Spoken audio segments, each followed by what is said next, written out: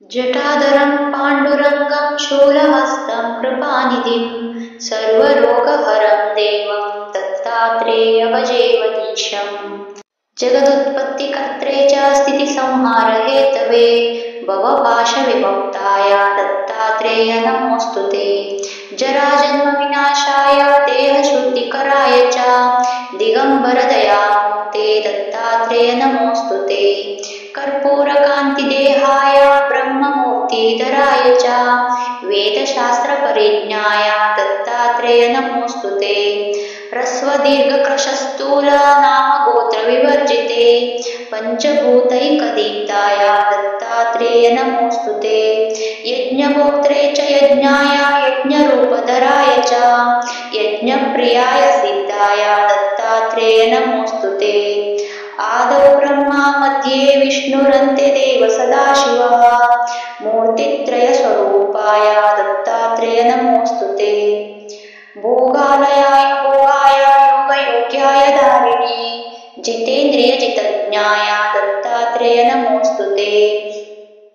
समोदितदिव्याय दिव्यरूपधराय च परब्रह्मस्वरूपाय दत्तात्रेय नमोऽस्तु ते। जम्बूद्वीपे महाक्षेत्रे मातापुरनिवासिने जयमानसतां देव दत्तात्रेय नमोऽस्तु ते।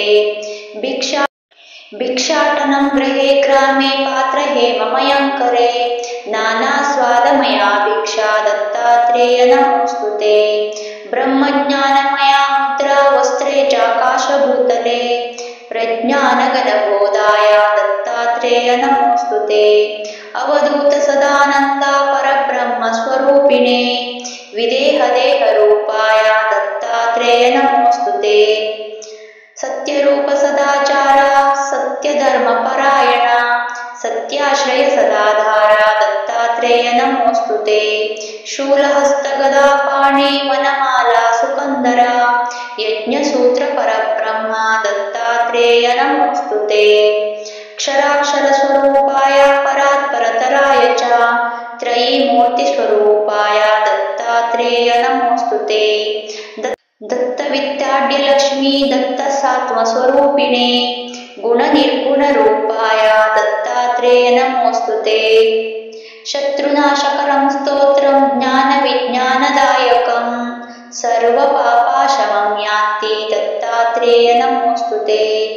इदं स्तोत्रं महद्दिव्यं दत्तप्रत्यक्षकारकं दत्तात्रेयप्रसादाच्च नारदेन प्रकीर्तनम्।